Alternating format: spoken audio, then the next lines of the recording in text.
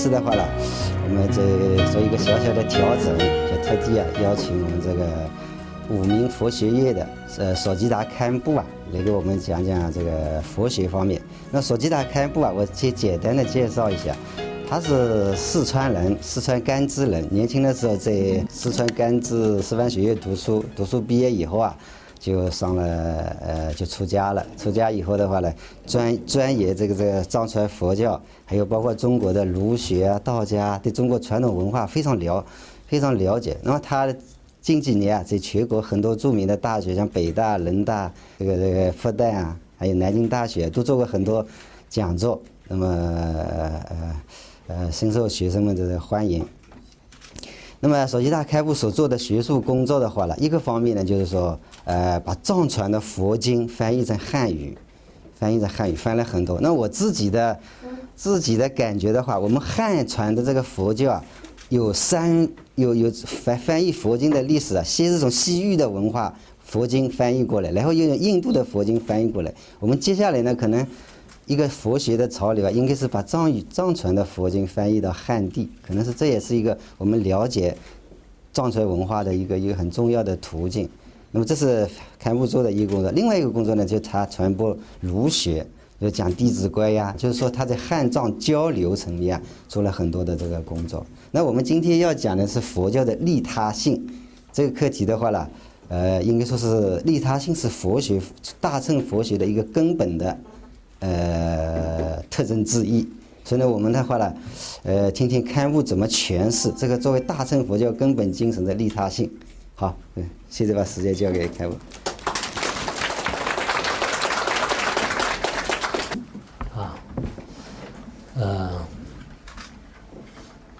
刚才陈教授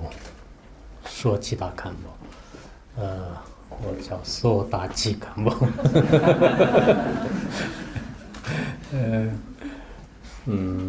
我很佩服那个陈教授他很多年以来带我们佛教的博士生和研究生，他自己也读的佛教博士。曾经我大概在99年的时候去过泰国，当时泰国的很多大学生，在大学里面有开的佛教的博士，还有很多佛教的博士道士。当时我对内地的一些大学的情况不是很了解，内心当中很羡慕我们这个在知识界当中对佛教有个更深层的研究的话，多么好我有这样的一个特别向往的心。那现在呢，的确也是有很多大学里面对佛教有个特别深入的细致的研究和学习。同时呢，我听说我们这个山东大学呢还有什么其他宗教的，基督教道教等等这方面呢也有很深的这个研究。其实任何宗教都是我们彼此尊重，我个人而言也是这样的。也很佩服说实话，本来我是一个非常普通的出家人，只是对佛教儒教很多思想呢有所兴趣而已，没有什么更深的一些研究就没有的。当然你们这个山东的话可以说是孔孟之乡利益之邦，就应该说是儒教的这个发源地。孔子、孟子、晏子等应该儒家的5大圣者都是在这里出现的。而儒教所提倡的仁爱，跟我们的大乘佛教里面的利益他众，这个是有很多相似之处有相似之处。所以今天呢，我们在这里呢，跟大家简单的特别简单的一个这种方法来介绍一下我们佛教的一些利他的这个发心和利他的一些行为。我想在座的各位既然是对佛教有研究的博士生和研究生，还有很多带这个博士生的老师就对佛教的基本思想非常了解的。我个人多年对佛教方面的一些研究吧学习呢，得出来的结论是什么呢？所谓的佛陀实际上并不是现在有些人所说的一种传说，或者说是一种神话故事，它是实实在在在人类这个历史上呢出现过非常了不起的一个历史人物就这样的一个历史人物。这个历史人物呢不仅是我们作为一个佛教徒就是应该这个认可的，包括就是现在世界的学术界的人呢也是不得不认可大家都知道最近我们这个佛牙在缅甸供奉的时候呢受到了这个缅甸的总统为主的大概6000多个政府高级官员呢在一个地方就是开始供应，到机场去迎接的也是有这个2000多个人，在那里供奉48天的时间当中，就是每天都是有多少人朝拜，大家都应该清楚。以前大概几年前的时候呢，也是我们这个佛智舍利呢，在台湾供奉的时候，大家应该清楚。大概在11天的时间当中，每天都是有10万多人就是所有的这个供奉期间的是超过100万人这个供奉去这个礼拜的这个大概的数目是这样的。那么我在想人类历史上呢虽然出现过很多的非常伟大的对人类社会有着不可磨灭贡献的巨大人物出现过很多，但是呢我们从某一个角度来非常公正的客观的分析的时候呢哪怕是人的一颗牙齿，或者说是一节骨质何人这么多的人去这个供养和供奉呢？我想这些人呢现在人类到了21世纪的时候呢，这些人也不可能是都是白痴，不可能是全部是一种信仰。因此我们佛教呢就可以大胆的就是说就是在这个世界上呢，应该是所谓的佛陀呢，实际上是他已经走完了一个智慧的人生之路，他用他的无私的一种大悲心，无私的一种爱他利他的这种精神呢，传播于人间这就是一个佛陀的这个概念了。佛陀的每一个，包括他的身体上的一分指节的话呢，何人就是如此的尊重大家都知道，我前一段时间去西安法门寺或者这个舍利呢，就是现在国家也是这个投入大概是12个亿就是修建的这个地宫这个这种适合舍利塔，我当时就是边朝拜，就是升起无比的信心，边呢我也就是想到就是时间的这个人物的话呢，应该说是我们现在人类到这个今天呢，有许许多多的时间人物，但是这些人物的话呢，包括科学家在内的话有没有这样的后人的这个崇拜我们一般科学界呢大家都知道对这个牛顿爱因斯坦非常的这个崇拜牛顿的这个坟墓呢，就是在就是在英国的一个叫这个西敏寺就是在那里，就是包括当时的什么这个莎士比亚还有达尔文还有丘吉尔牛顿就是他们都是在一个皇家的这个这种教堂里面就是一直供奉着。虽然每天都是有人这个朝拜，但是在人们的心目当中呢，并没有受到我们佛教所谓的那样的这种这个加持包括爱因斯坦呢，就是大家也知道。爱因斯坦死的时候，他自己原来的这个遗嘱呢，他交给他的大儿子，就是说是身体呢什么都不遗留，就是全部都是归于这个四大。但后来呢，因为有一个人就是叫这个浩伟，就是他就为了就是后人提供一些研究的这个题材，然后呢就是将爱因斯坦的这个大脑就是藏起来了。藏起来了以后呢，就是这个事情不但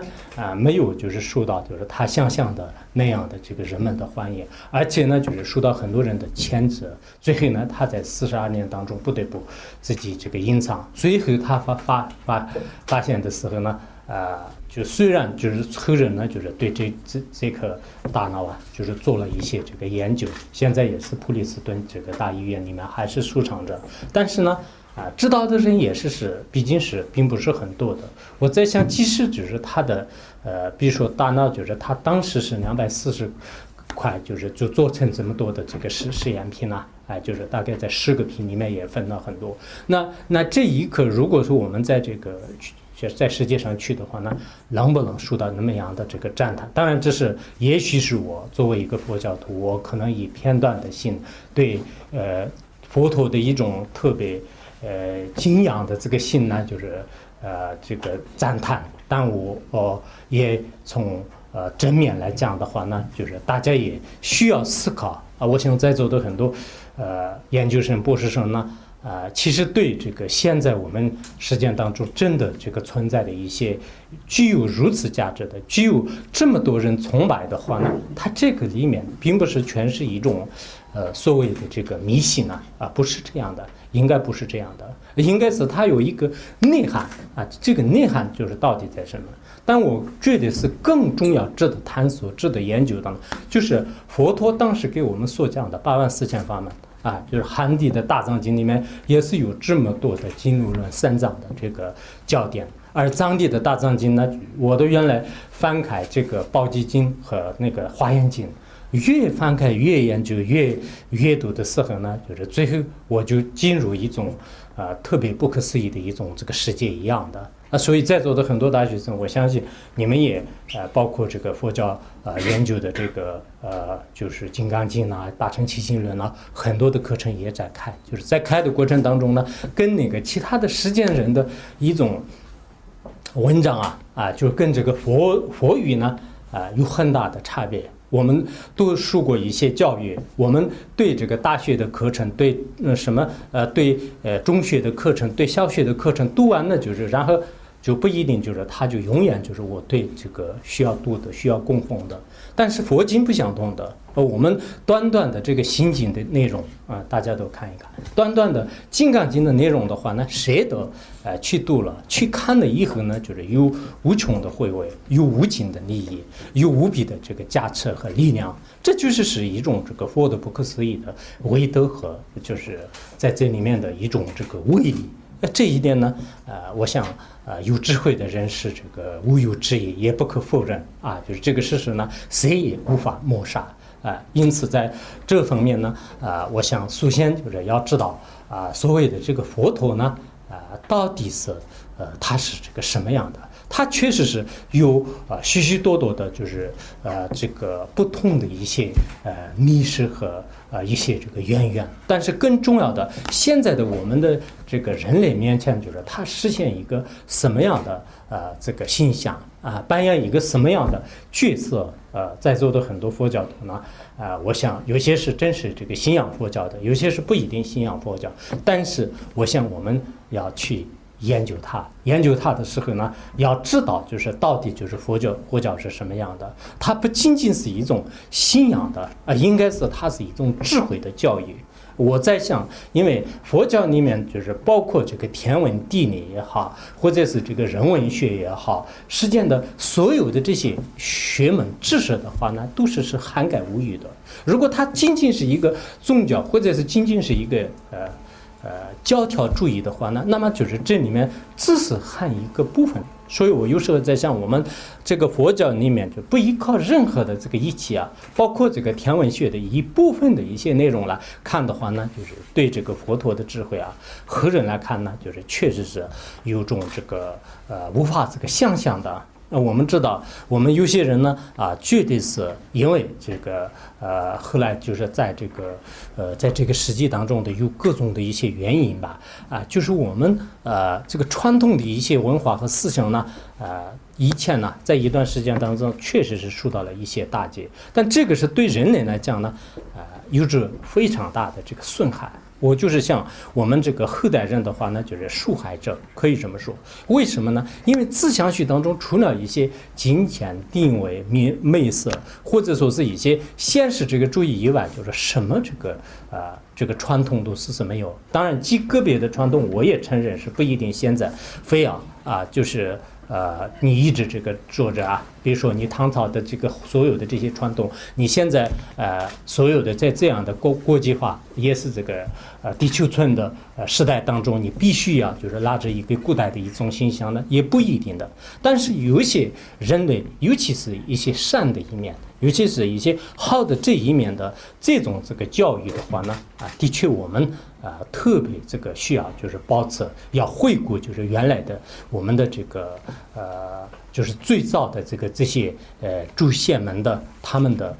一些这个深深的这个教养就深深的教养。我不是特别清楚你们这边对这个传统文化和儒教这个思想的研究怎么样。其实在这里呢我一直认为并没有这个佛教那样特别高深莫测的一些理论体系，但是的确在这个我们实践当中为人处事或者说是做人孝顺仁义利益方面的话呢有非常这个意义有非常意义。现在很多人呢，因为可能是这个环境跟各种原因就是谁是好的，谁是不好的，这样的一种分辨能力呢，就是特别的差以前有一段时间叫做是什么这个后悔学说就是脸皮就是越来越厚就是什么那个像那个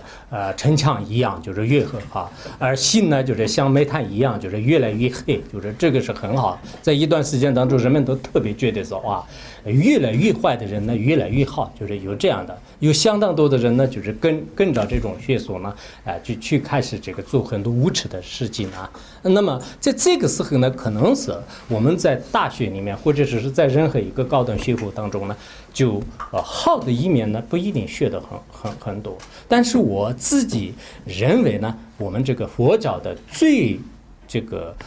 不可避免的，也可以说无与伦比之处呢，就是利他性就是利他性的。佛经的这个司法经里面也是讲过就是说是这个什么就是佛经的这个司法经里面呢，就是说过这个实践实践的这个具有智慧的人呢实践的这个具有智慧的人呢，应该发这个无上的菩提心在座的人不知道就是所谓的这个菩提心呢，就是陌不陌生如果你对这个菩提心呢有所一个比较全面的认识的话呢，我想你对这个将来的服务社会或者说是寻找你自己的人生之路呢，应该就是不会很困难的。为什么？因为现在我们的世间的大多数的人呢，全都是位于一种自我的这个圈子内就是以自我为中心。当然很多人可能想，我对应该是自己负责，自己的家庭、自己的社会、自己的方方面面呢，我应该负责。但这种负责呢，并不是我们所谓的就是真正的这个价值。为什么？因为我们的这个价值呢，其实体现在一个真正的这个利益上的话呢，那么就是利益他众。其实所谓的这个菩提心，如果你从这个大的意义上面呢讲呢就是菩提心呢，就是愿天下无边的一切众生获得圆满佛果的，就是这样的一种利益，这样的一种心态。但是这个是最上层的。我们在座的人很多人不要说，就是可能一生当中就是研究佛经的这些人修行佛经的人呢，就是真的要去观想利益无边的众生的时候呢，刚开始可能无边无际的众生，我也想帮助他，就这个不是很困难的。可是你真正是让这个每一个众生，比如说这个你的怨敌，这个你的这个什么就是对你关心不好的这些人呢，一个一个的你要想这个让他快乐，让他永远的是得到就是幸福的话，有些人可能这个心不开的，就这个是很难做到的。所以我们现在所谓的真正的这个菩提心呢，实际上就是说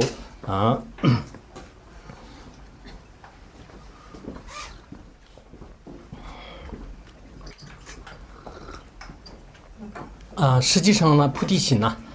我想今天我不多说，就是我们在座的人呢就是哪怕是一堂课，也是对这个一个非常重要的这种知识呢，就是有所了解，就是这个很重要的啊，就是这个很重要的。那这样的话啊，就是说我们这个所谓的这种菩提心呢，刚才讲了，就是它是这个专业性，就是也是我们这个佛教里面的一个专用这个名词。但是这个如果不懂的话呢，我们大乘佛教就是无法连接的，无法这个研究的。我遇到过很多那个专门研究这个佛教的一些学者但是呢，口头上仍会说菩提心，实际上呢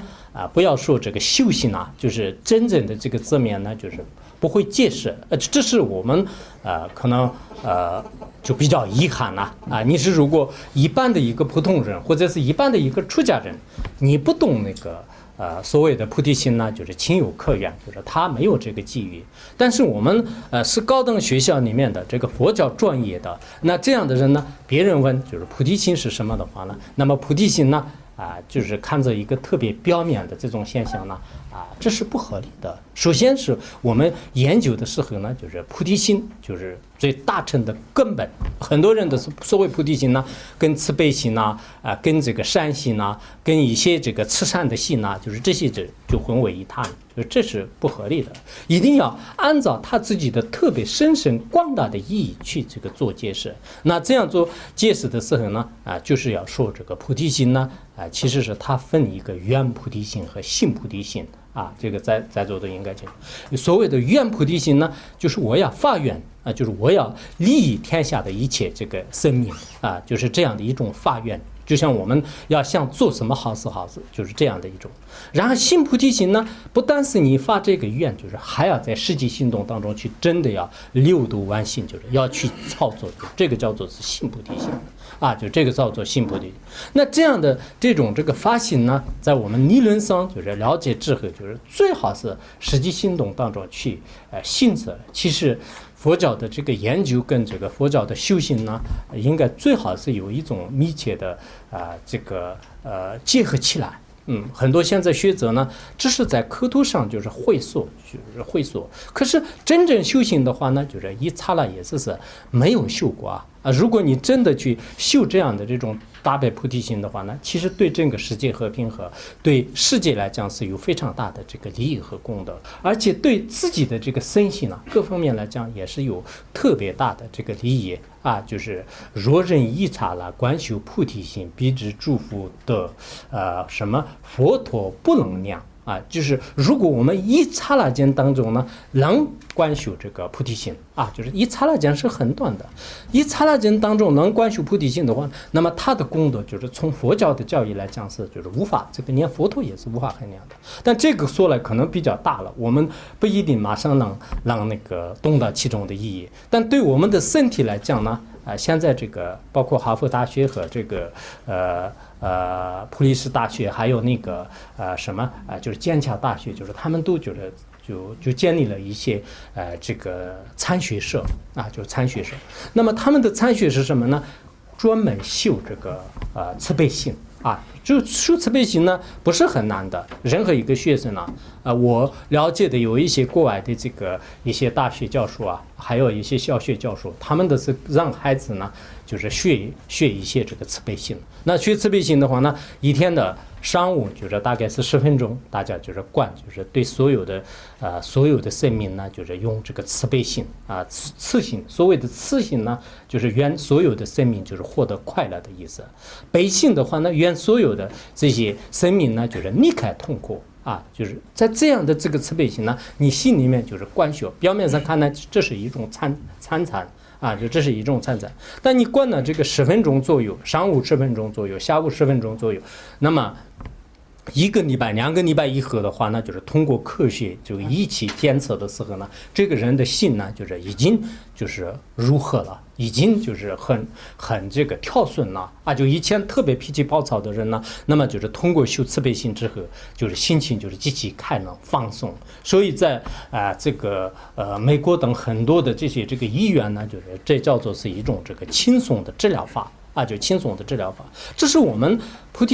提心的一种实际当中的这个修法我希望呢，我们高等大学当中呢，就是不是完全都是用一种理论上，完全是用一种理论上的话呢，人就是成为一种这个所谓的我们佛教里面叫做这个法有者，实践人叫做是老油条啊，口头上谁都会说。我也遇到过很多一些这个包括就是博士生，就是博士后啊，就是他们都是在这个文字上也会写，口头上也会说，但是自己的心呢，就是基本上是对大乘佛法的是没有完全的这个挂钩。就没有完全的挂钩。那么甚至呢，就是越学越有这个成见就是对佛陀、对历史、对整个世界上的所有的佛教的最深层的这些道理呢，就经常就是带有一些这个诽谤之词等等等。但这些都是非常这个不合理的，应该是通过我们自己的修行来。就是体现就是大悲心，我是这样认为的。我特别希望有一个故事呢，是这个藏传佛教当中是噶登派的那个创始人阿底夏尊者。你们大家都知道阿底夏尊者的这个故事这个故事对我来讲是这个启发很大。就是也许我们在座的人听了以后呢，就是也许是没有什么这个感觉，也许是有一些感觉，但我还是想这个在这里简单讲一下阿底夏尊者。阿底夏尊者他是公元这个大概是应该11世纪在那个时候的一个人，他是东孟加拉国的一个王子，他本来是想继承王位，但后来呢，杜牧就是对他这个授记就是说你已经当过500世的这个班智达，就是智者学者，我们班智达所谓的这个博士生道是一样的，就非常有智慧的教智者。那么，但是你现在还没有真实的这个开悟，还没有真正的这个懂到了人生智理。那你如果真的要像那个开悟这一辈子开悟的话呢，那么你舍弃这个王位，就是行持这个出家之路。后来他听到之后呢，他没有继承王位，就是他开始舍弃了自己的这个将来的这个王位，然后呢，就是开始医治这个当年的这个印度非常出名的叫这个罗睺罗大师就是罗睺罗大师。他罗睺罗大师这个移植的过程当中呢，他就学习所有的三藏全部都已经精通了。本来他也是以前是这个当过很多世的班智达，就是他什么这个知识都是过目不忘的。但后来他光是这个知识学的呢，就是好像是知识就是知识，他就是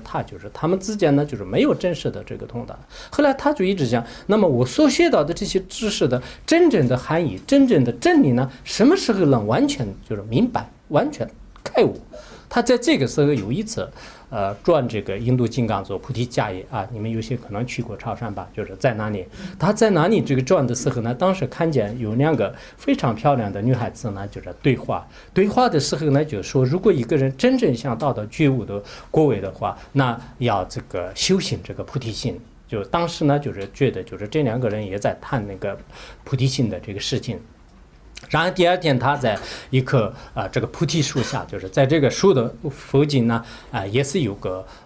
老这个麻风病和还有一些乞丐，就是一个年龄比较老的一个老太太。那么他们2个的对话当中呢，也说这个如果一个人真正就是要开悟，就是人生真理的话呢，需要这个修学菩提心。后来就是他在那个时候想，就是实际上是上层次的人也好，就是低层次的人上上下下的人都在谈论这个菩提心，就是只有他一个人呢，在这个世界上是没有动到这个真正的这个菩提心的重要吧，就是他当时这样想的。但后来第3天的时候呢，他在一个殿堂里面看见这个一个小鸟雀呢，就是在一个观音菩萨的像的膝盖上，就是然后这个时候佛像呢，就是跟他也告诉，就是你如果是很快的时间当中要得到觉悟的境界的话呢，你要这个修持菩提心。在那个时候呢，就是他以前的这些世俗的各种疑惑呢，就是全部烟消云散，恍然就是大悟就是那个时候。但是呢，他的这个菩提心的重要性已经知道了，真正性的本性已经开悟了，可是现在还要这个修学菩提心，还要寻找这个名师。后来就前往这个印度尼西亚，就金主大师呢，就医治了12年就是他不断的修行之后的话呢，就是受到了很多圣者的授记本来是他就是可以活这个92岁，但是呢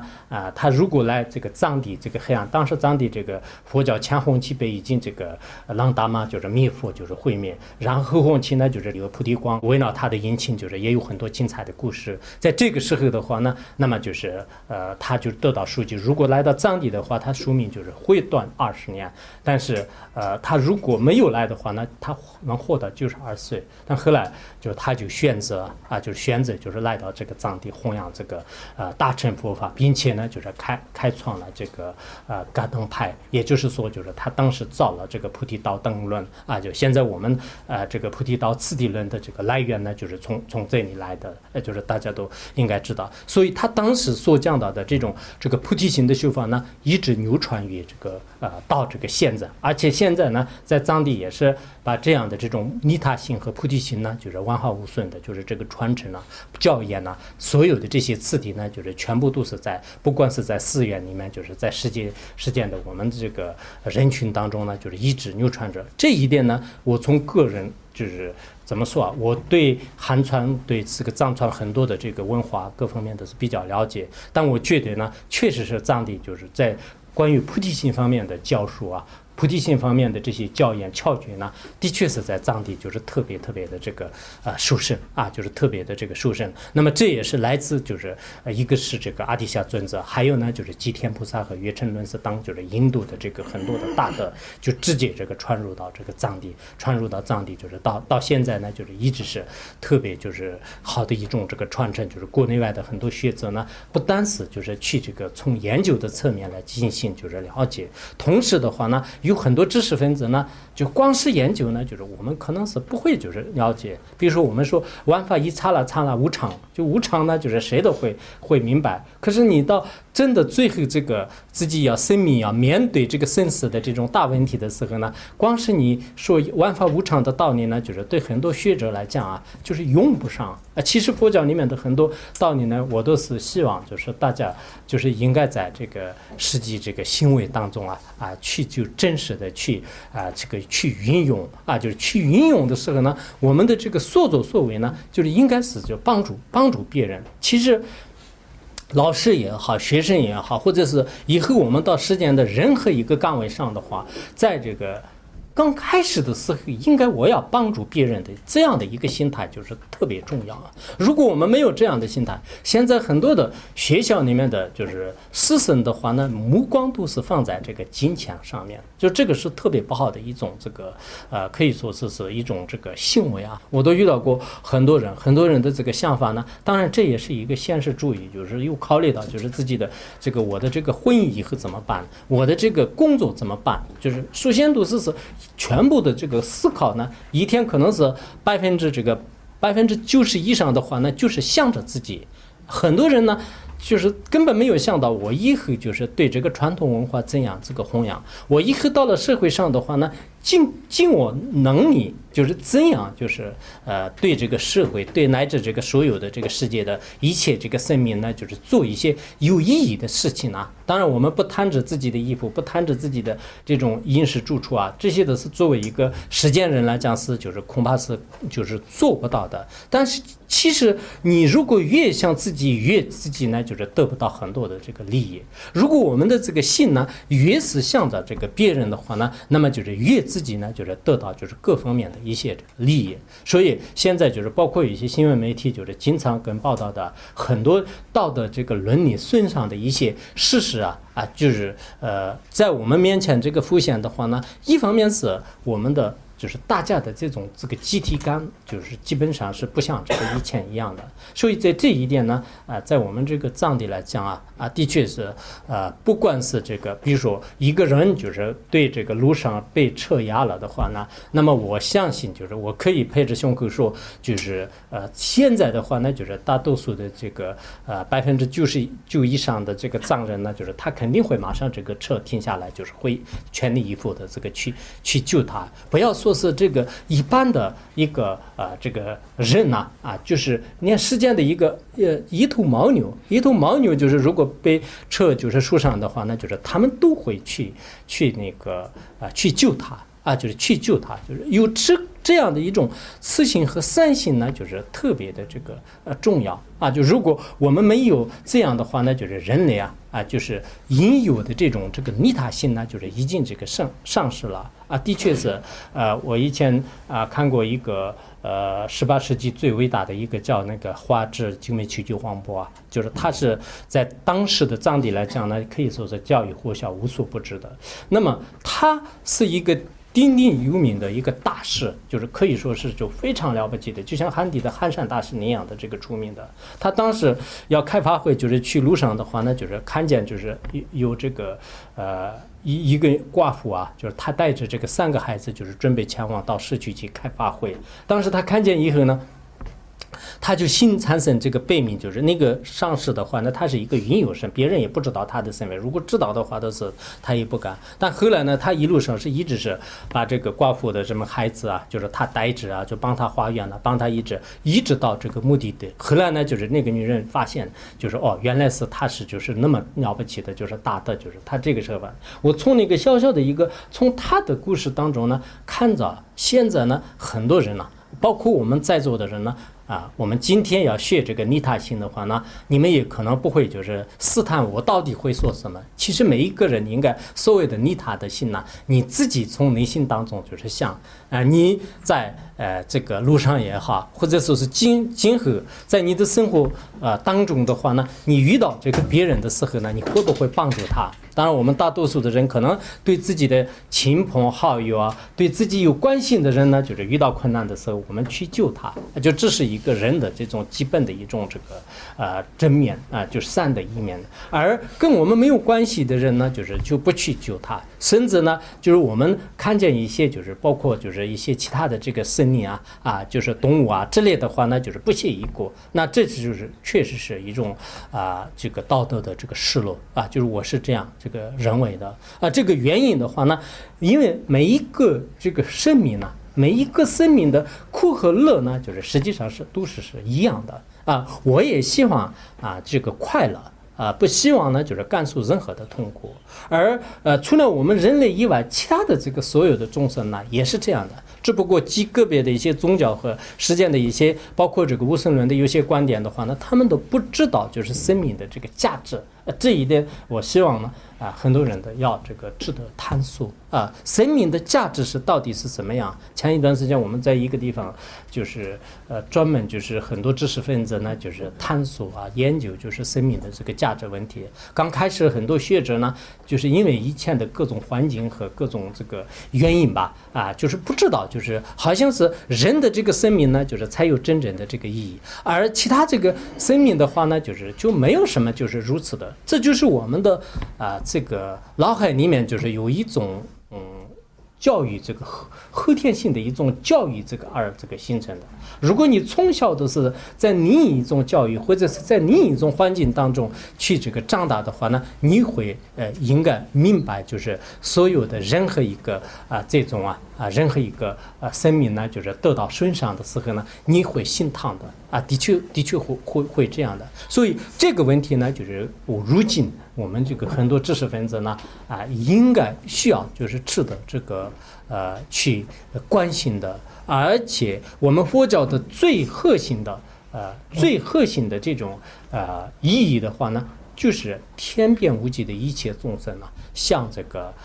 让他就是离苦得乐这一点呢，就是在其他的宗教和其他的学说当中这是没有的表面上看呢，可能这是做不到的，就是这种精神呢不一定很伟大，就是可能会有这样想的。但这个问题我们可能还要在这个继续细致的去研究去研究。如果你去真正研究的话呢，那才真正知道是菩提心的这个功德就是佛经里面就是讲的，就是说是这个菩提心功的什么这个若有色方法若有这个色方分，那么诸遍虚空界就是他已经诸遍了虚空界，不能容数者，就是这是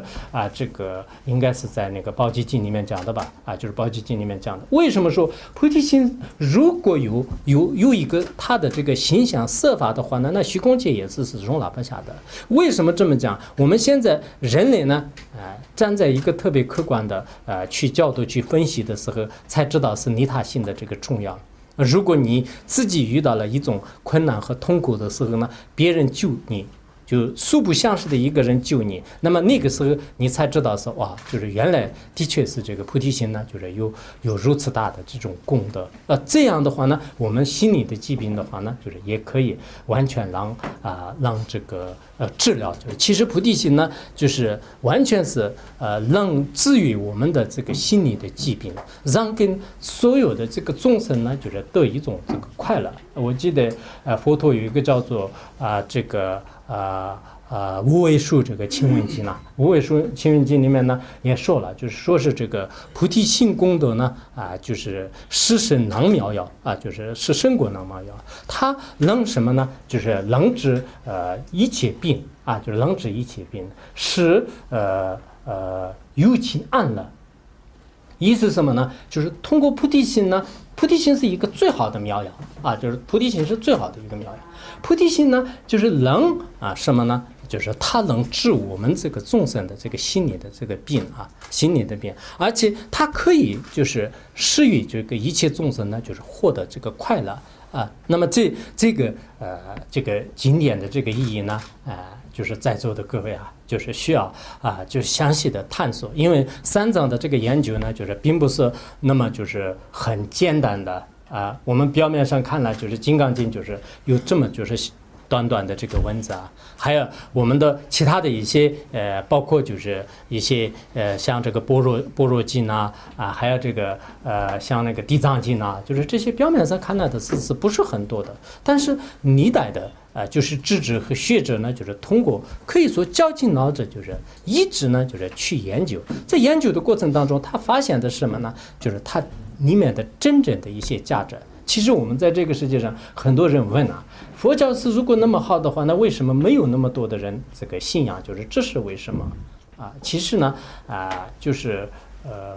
佛教的这个信仰也好，就是发现也好任何一个真理呢，就是它毕竟是掌握在一个少数人的这个手里。不管是科学知识还是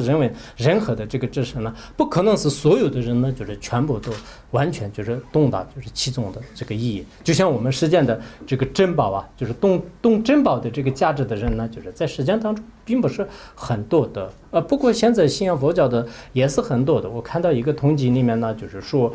就是包括这个中国的话，信仰佛教的现在这个1亿多个人就是1亿多个人。那么13亿里面就是统计的已经有1亿多个的话，那就是那么没有统计的人呢，就是应该是这个更多的。尤其是作为一些大学生和知识分子，将来我们要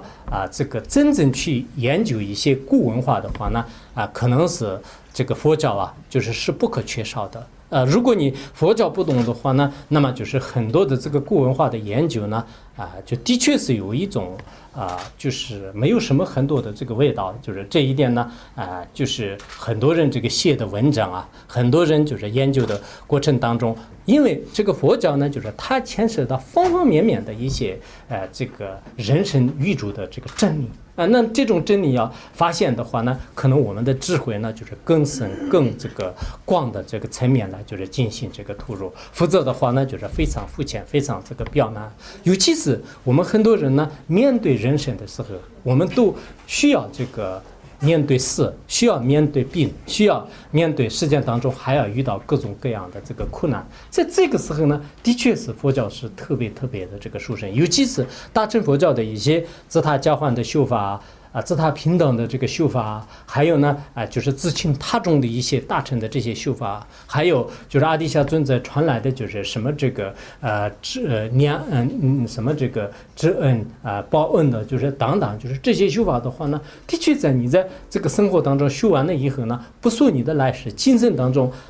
你对这个人生的这种态度和观念呢，有所很大的改变了。那么有些人可能想不能这个学得太深入了，太深入的话呢，会不会全部出家，或者说是全部到这个山里面去？有些家里的是很担心，就是有些人学习这个佛法包括就是我们可能有些博士生啊、研究生的话，你这个报这个佛教的这一门课的话，那就是家里就比较担心你以后会不会没有会了你的这个前途啊。其实，在西方国家的话，那就是学宗教和历史是最有这个深层的，就是一般这个学这个经济贸易啊，就是这些的话呢，就是他们的这个目光啊，就是只是靠在这个金钱上面的。其实我是这样认为的，这个学佛教呢，就是不需要，就是完全都是出家的，只不过是80、90年代的很多的媒体和电影呢，把我们的这个思想啊，就是有一些这个染污。为什么他们很多的这种这个电视电影呢把这个人生当中遇到一些挫折以后呢，好像这个只有这个庙里面就是实在没办法，就是走投无路的时候就去出家就这是一种媒体跟这个包括这个饮食呢，就是对我们带来的一种负面影响。其实我们这个在我们藏传佛教、汉传佛教自古以来的历史来看的话呢，在家人这个学习佛法是大多数的出家人呢，毕竟也是在当年释迦牟尼佛2500多年在印度的时候呢，也是这个在家人是大多数。正因为这样呢，佛陀跟那个所谓的四众弟子跟在家人所讲的经呢，就是处处就是都是这个非常丰富的。因此我想我们应该有一种这个佛教的，当然自己有信仰的话，那就最好有一种信仰。即使没有信仰的话呢，佛教的真正的这个理论，还有呢里面的有一些真正的这个教义呢，就是从这个正面了解，这样以后呢，对人生也是有利的，对社会也是有利的。尤其是现在特别缺乏，就是现在我们所谓的真正的这个无有自己的这种无条件的就是利益众生。所谓的大乘菩提心呢，就是这样的是为什么叫这个菩提心呢？菩提就是这个菩提萨埵，就是菩萨的意思。所谓的菩萨就是勇敢的这个信士、勇士就是勇敢的事。那么为什么勇敢呢？因为放弃自己的事情，就是全力以赴、全心全意投入到这个利他的事业当中，这是我们一般的世间人是根本做不到的事情。但是唯一的这个佛陀呢，就是完全能做到他不但要这个通达一切万物的这个真理，同时呢，他的所有的行为呢，全部投入到就是帮助这个他众的这些事业当中那这样的话呢，我们在任何一个单位、任何一个部门当中是可能是特别的佩服就是特别的佩服。这就是所谓的菩萨。我们有些人认为是所谓的菩萨呢，我可能在庙里面就是塑的这个像就是这些都是不是菩萨？那都不一定。如果是这些菩萨的话呢，那个就是什么就是那个兵马俑，就是山西那个兵马俑，就是当时秦始皇就是做的就是那些这个像就是非常多的，但这些都不是这个菩萨。所谓的这个菩萨的话呢，真正我们经常说这个人是好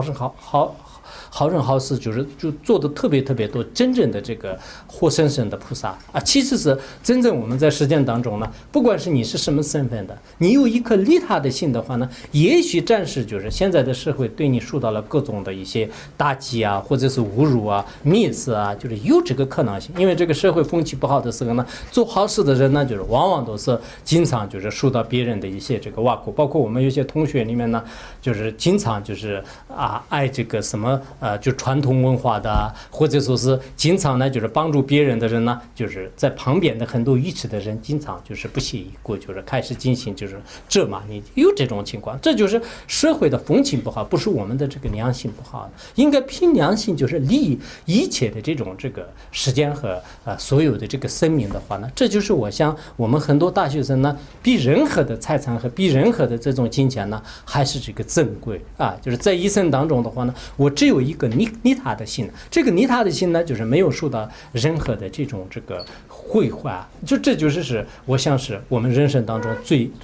有意义、最有这个价值的一种正念。而我以后在任何的地方呢，就是也是尽心尽力的这样做。我们那个青海那边有一个出家人听别人说是他是一个真正的菩萨，就是我后来了解一下，就是为什么他是菩萨。然后他自己呢，就是基本上有了一个简单的这种生活就可以了。只要是别人的事情的话呢，就是他愿意去做哪怕是受到了别人的愿望这样的话都无所谓，就是他一生当中都是就这样。这个其实我们人当中的确也是有很多的这样的这个例子就这个是社会不一定认可，但是呢，实际上这是对我们来讲，就是应该说是作为这个教育就是现在的这个很多教育呢，从那个开始就开始这个怎么样成功，所谓的这个成功失败的。就是地方呢，就是你的地位、财产等等等，就是这些。而很多学校里面呢，就是不讲就是真正的这个利他性的。如果利他性都没有的话呢，不要说我们的这个佛教、大乘佛教的思想的一点味道也没有的。甚至像我们世间就是古文化的一些这个传统呢，就是也一点都是不靠近。所以呢，我就今天呢，就。也顺便跟大家就是交流就是所谓的这个利他性呢，当然这个就是这个内容就非常的这个多就是